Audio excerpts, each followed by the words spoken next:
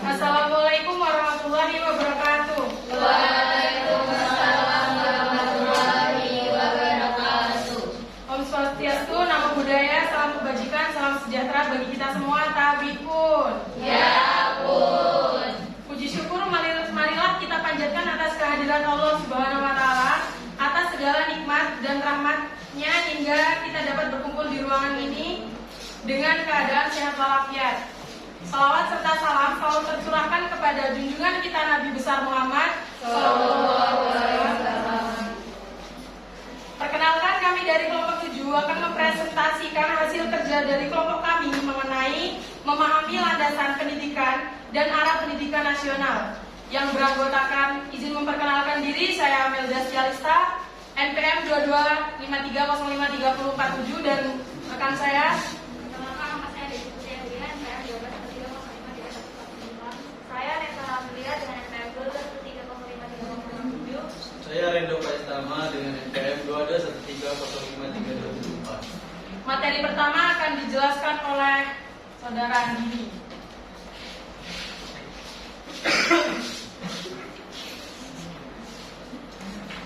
Materi pertama adalah landasan sosial budaya dalam pendidikan. Aspek sosial adalah pendidikan sangat berperan penting pada pendidikan, begitu juga dalam pelaksanaan aspek budaya dalam pendidikan. Berikut akan dibahas mengenai sosial dan budaya pada pendidikan sebagai berikut. Pertama, interaksi guru dan siswa. Kedua, dinamika kelompok di kelas dan di organisasi sekolah. Tiga, struktur dan fungsi sistem pendidikan. Empat, sistem masyarakat dan pengaruh terhadap pendidikan. Kedua, konsep proses sosial. Faktor-faktor interaksi dan proses sosial meliputi: 1. Imitasi, 2. Sugesti, 3. Identifikasi, 4. Simpati. Kebudayaan dan pendidikan. Kebudayaan menurut Taylor adalah totalitas yang kompleks dan yang mencakup pengetahuan, kepercayaan, seni, hukum, moral, adat, dan kemampuan serta kebiasaan-kebiasaan yang diperoleh oleh sebagian anggota masyarakat. Pendidikan dan pengembangan atau membangun pendidikan. Pendidikan mempunyai misi pembangunan. Mula-mula membangun manusia, selanjutnya manusia yang sudah terbentuk oleh pendidikan menjadi sumber daya pembangunan atau pengembangan. Materi yang kedua akan disampaikan oleh Saudara. Yang kedua adalah landasan hukum pendidikan. Landasan hukum pendidikan adalah asumsi-asumsi yang bersumber dari peraturan perundang-undangan yang berlaku, yang dijadikan titik tolak dalam pendidikan. Peranan landasan empiris dalam pendidikan adalah memberikan rambu-rambu tentang bagaimana pelaksanaan sistem pendidikan dan manajemen pendidikan dilaksanakan selaras dengan peraturan perundang-undangan yang berlaku. UU RI Nomor 20 Tahun 2003 tentang Sistem Pendidikan Nasional dinyatakan setiap warga negara yang berusia 7 sampai dengan 15 tahun wajib mengikuti pendidikan dasar. Pasal 6. Setiap warga negara berusia 6 tahun dapat mengikuti program wajib belajar. Pasal 34. Pendidikan menurut UUD 1945. UUD 1945 merupakan hukum tertinggi di Indonesia, sehingga semua peraturan perundang-undangan yang lain harus tunduk dan tidak boleh bertentangan dengan UUD 1945. Pasal yang bertalian dengan pendidikan dalam UUD 1945 yaitu pasal 31 dan 32. Pasal 31 ayat 1 berbunyi, tiap-tiap warga negara berhak mendapatkan pengajaran. Ayat 2 yaitu setiap warga negara wajib mengikuti pendidikan dasar dan pemerintah wajib membiayainya. UU RI Nomor 14 Tahun 2005 tentang guru dan dosen. UU RI Nomor 14 Tahun 2005 tentang guru dan dosen, dan pasal 8, guru wajib memiliki kualifikasi akademik, kompetensi, sertifikasi pendidik, sehat jasmani dan rohani, serta memiliki kemampuan untuk mewujudkan tujuan pendidikan nasional. Materi yang ketiga akan dilanjutkan oleh Saran. Yang ketiga yaitu komponen-komponen pokok pendidikan nasional. Komponen merupakan bagian dari suatu sistem yang memiliki peran dalam keseluruhan berlangsungnya suatu proses untuk mencapai tujuan sistem. Komponen pendidikan berarti bagian-bagian dari sistem proses pendidikan yang menentukan berhasil dan tidaknya atau ada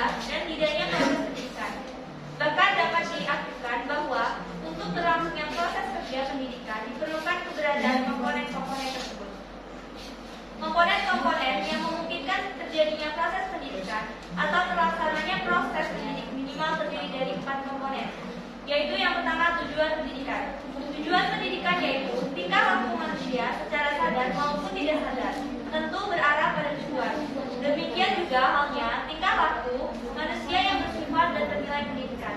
Keharusan berdasarkan tujuan pada tindakan pendidikan didasari oleh suatu pendidikan yang normatif dan praktis. Yang kedua yaitu peserta didik. Perkembangan konsep pendidikan yang tidak hanya terbatas pada usia, seolah saja memberikan konsekuensi pada pengertian peserta didik. Kalau dulu orang mengasumsi peserta didik terdiri dari anak-anak pada usia sekolah, maka sekarang peserta didik dimungkinkan termasuk juga di dalamnya orang dewasa. Yang ketiga yaitu isi pendidikan. Isi pendidikan memiliki kaitan yang erat dengan tujuan pendidikan. Untuk mencapai tujuan pendidikan perlu disampaikan kepada peserta didik isi atau bahan yang biasanya disebut kurikulum dalam pendidikan formal. Isi pendidikan berkaitan dengan tujuan pendidikan dan berkaitan dengan manusia ideal yang dicita-citakan. Untuk mencapai manusia yang ideal dan berkembang keseluruhan sosial, susila dan individu sebagai hakikat manusia perlu diisi dengan bahan pendidikan.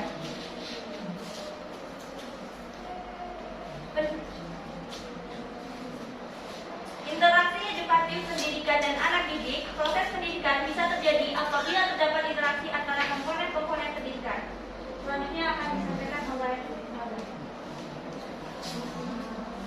4. Memahami pendidikan wajib belajar. Wajib belajar merupakan salah satu program yang gencar digalakkan oleh Departemen Pendidikan Nasional. Program ini mewajibkan setiap warga negara Indonesia untuk bersekolah selama 9 tahun pada jenjang pendidikan dasar, yaitu dari tingkat kelas 1 sekolah dasar atau madrasah ibtidaiyah sehingga kelas 9 sekolah menengah pertama atau SMP dan madrasah sanawiyah atau MTS.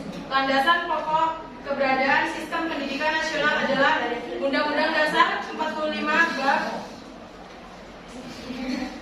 Pasal 31 ayat 1 yang menyatakan bahwa tiap-tiap warga negara berhak mendapatkan pengajaran. Materi koordinator bidang pembangunan manusia dan kebudayaan, Puan Maharani akan memberlakukan program wajib belajar 12 tahun dimulai pada bulan Juni tahun 2015 yang lalu. Program ini mewajibkan setiap warga negara Indonesia untuk bersekolah selama 12 tahun pada pendidikan dasar dan menengah, yaitu dari tingkat kelas 1 SD atau madrasah ibtidaiyah hingga kelas 12 sekolah menengah atas atau SMA atau madrasah aliyah MA dan sekolah menengah kejuruan SMK atau madrasah aliyah kejuruan atau MAK. Sekian presentasi dari kelompok kami. Kami akan membuka termin pertanyaan pertama.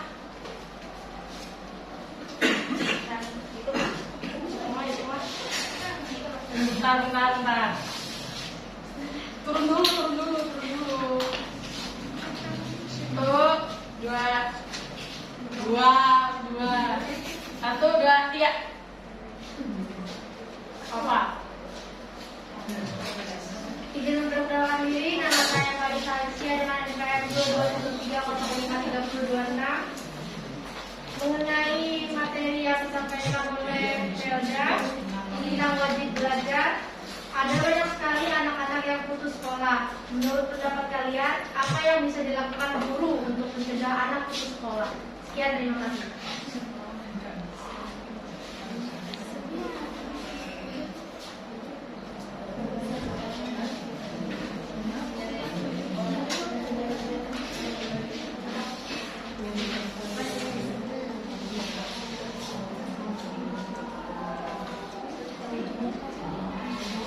Bisa diulang pertanyaannya? Iya.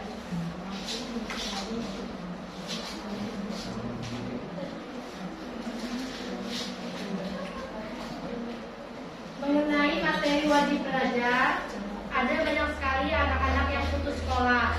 Menurut pendapat kalian, apa yang bisa dilakukan oleh guru untuk mencegah anak yang putus sekolah? Terima kasih. Pertanyaan kedua. Belum. 1, 2, 3.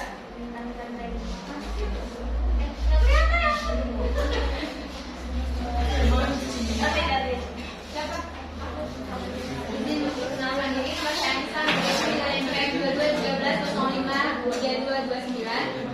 Di sini mengenai program wajib belajar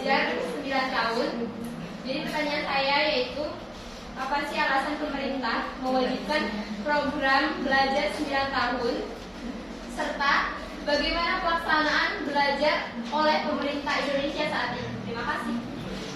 Terima kasih.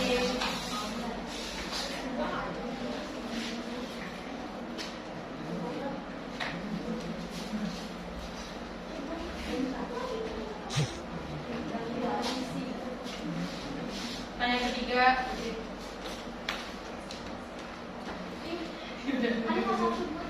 Oh ya, ulang. Pertanyaan ketiga, 1, 2, 3.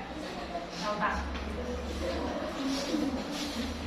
Izin memperkenalkan diri, nama saya Yuma Fadata dengan NPM 2213003. Kan tadi telah dijelaskan oleh Akini mengenai sosiologi dan pendidikan. Salah satunya itu ada interaksi guru dan siswa. Pertanyaan saya, mengapa interaksi guru dan siswa itu sangat penting dalam proses pembelajaran, dan bagaimana cara guru membangun interaksi yang baik dengan peserta didik agar dapat mencapai tujuan pembelajaran?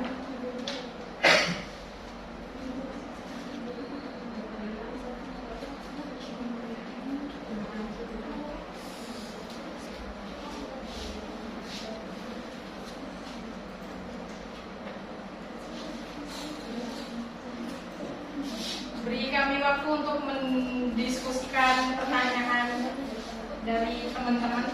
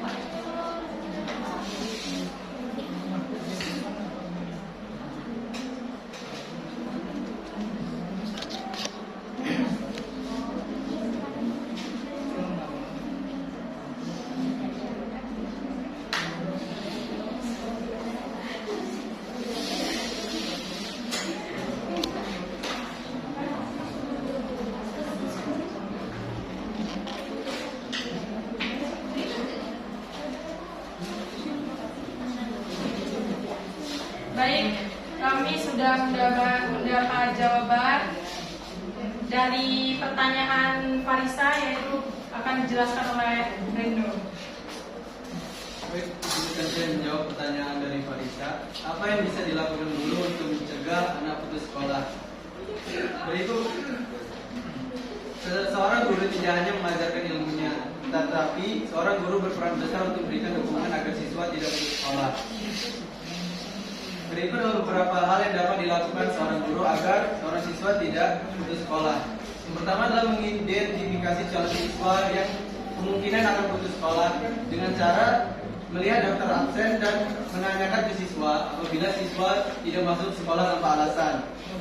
Yang kedua, mengidentifikasi siswa yang lebih tertarik membantu orang tuanya bekerja daripada sekolah. Yang Yang ketiga, mengidentifikasi siswa yang tidak pernah mengerjakan tugas dan tidak tertarik mengerjakan tugas. Selanjutnya, memberikan dukungan belajar untuk siswa yang kelihatan tidak tertarik dalam kegiatan belajar di kelas.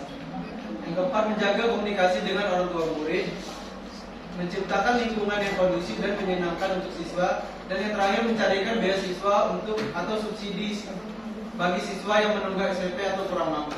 Terima kasih. Terima kasih atas jawabannya.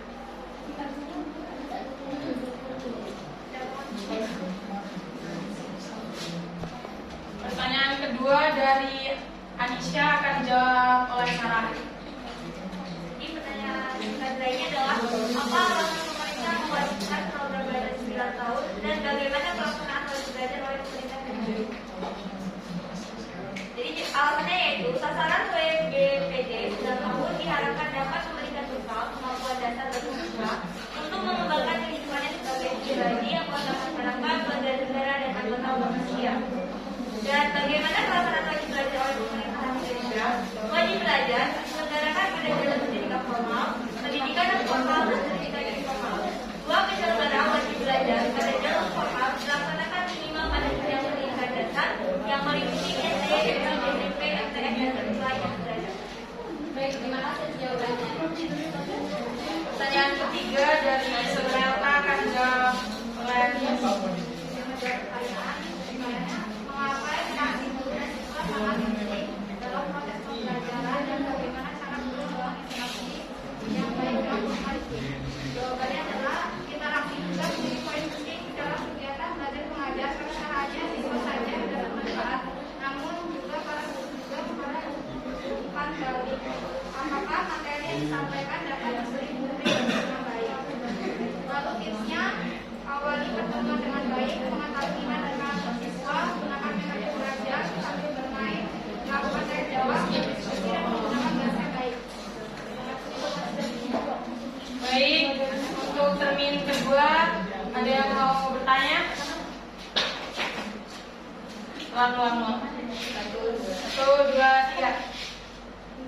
Ya. Mengenai undang-undang tentang wajib belajar 12 tahun, kan ada yang namanya program aktualisasi, yaitu kelas di mana anak tersebut menempuh pendidikan lebih cepat dari biasanya, kayak SMP 3 tahun. Nah, di program aktualisasi ini untuk anak-anak yang memiliki kecerdasan lebih dan lebih istimewa itu, mereka cuma diberikan waktu sekolah kayak SMP 3 tahun di 9 tahun. Nah, apakah hal itu ada undang-undangnya tersendiri? Kalau ada, kalau boleh dijelaskan. Terima kasih.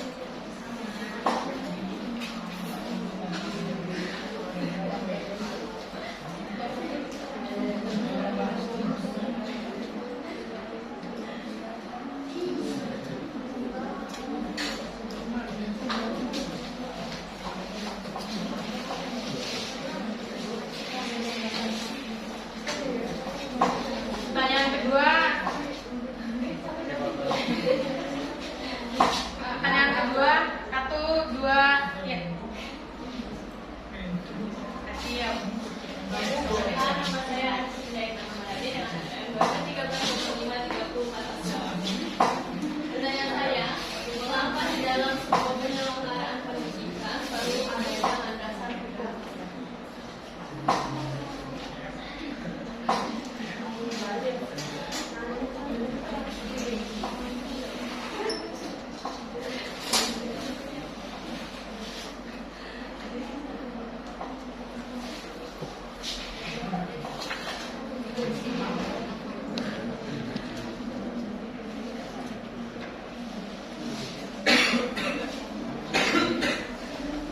Untuk pertanyaan ketiga, 1, 2, 3.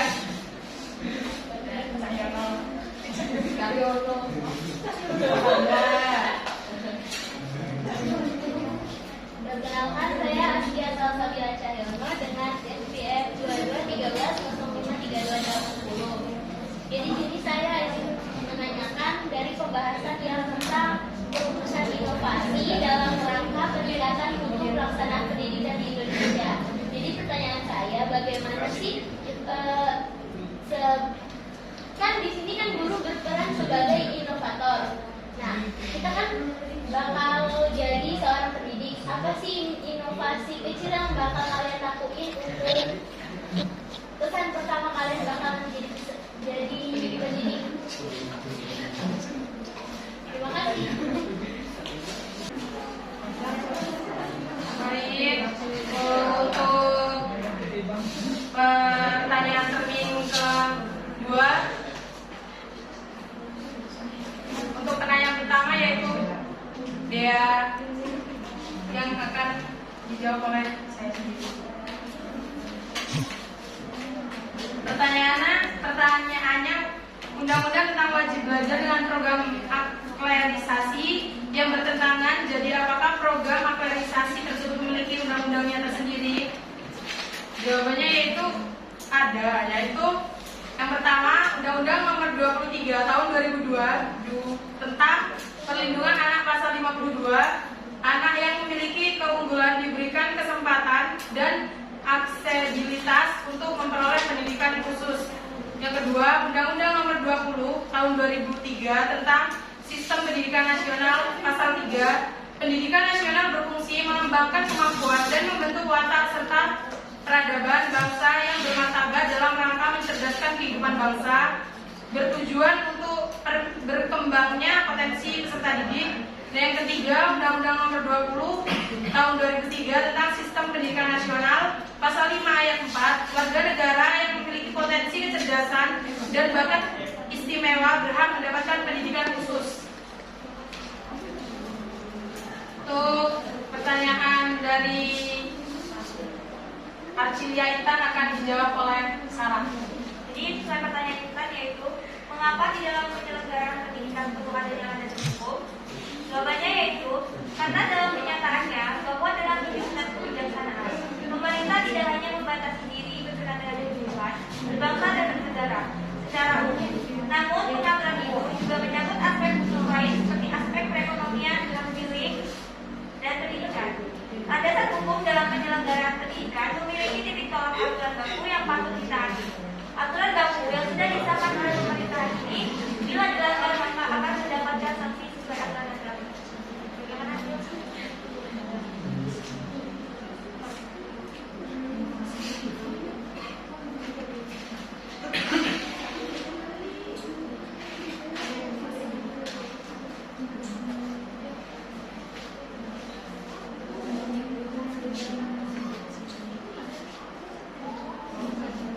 Untuk pertanyaan dari Salsabila akan dibacakan oleh Adi. Pertanyaannya, apa inovasi itu saat kita menjadi seorang guru? Jadi awalnya meningkatkan keterlibatan peserta didik, memulai pembelajaran berbasis permainan dan pembelajaran berbasis komunitas. Bagaimana?